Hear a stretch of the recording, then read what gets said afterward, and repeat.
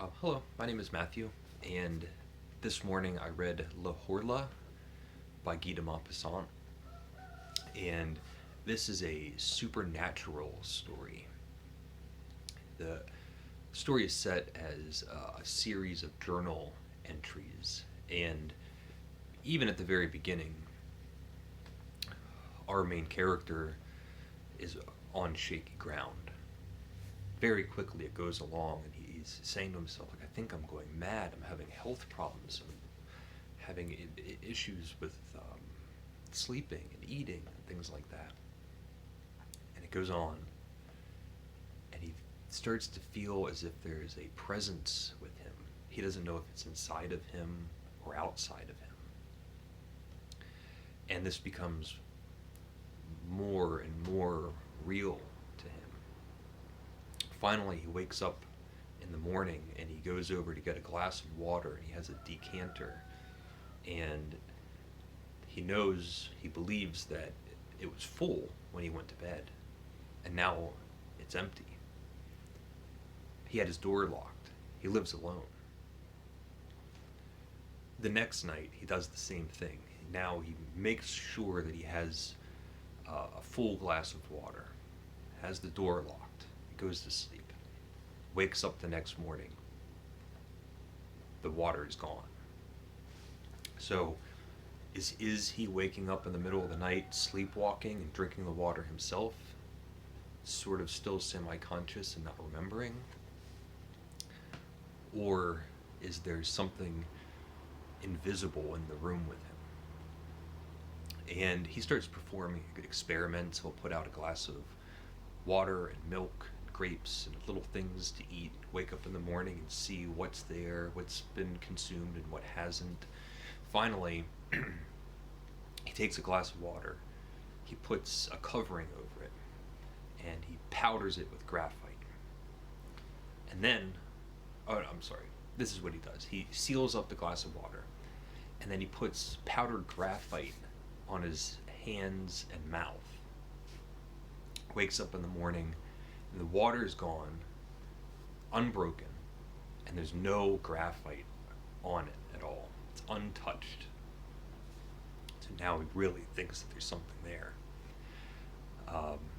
And then this phantom that he believes starts making itself more apparent. He's out walking a rose garden, and he sees a rose seemingly plucked from the bush and float up, and it's in a motion as if a hand had plucked it and moved up towards a nose, and when he reaches out for it, it drops.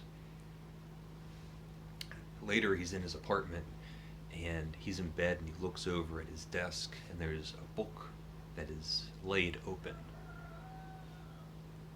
And every minute or so, he sees a page turn. He lunges at the chair that is at the desk. The chair flies backwards, and he thinks to himself, the invisible phantom, this thing, is afraid of me. He's been consumed with fear of something that he couldn't see. And now he thinks there's something there that's afraid of me. Finally, and also, as this goes along, he's getting crazier and crazier. It's a psychological portrait as much as it is a supernatural story. He gets iron bars put on all of his shutters. He's in his apartment. He can feel that there's a presence there. And he backs himself up to his door, cracks open the only door, backs himself out and shuts it and locks it. He thinks that this invisible being is now trapped in there. And he sets his house on fire.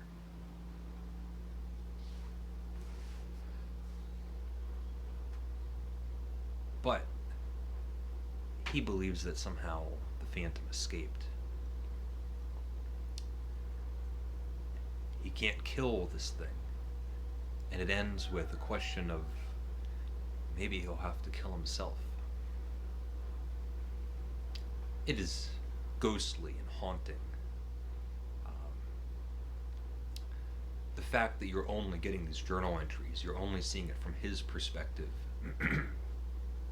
Things that might look ridiculous from the outside now feel very present and real, coming from the only perspective that we're reading it from.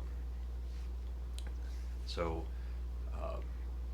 yeah, just a terrific ghost story from Guy de Maupassant. It's La Horla. And that's our Maupassant Monday. Let me know if you've read it. Leave a comment if you would like. And thank you for watching.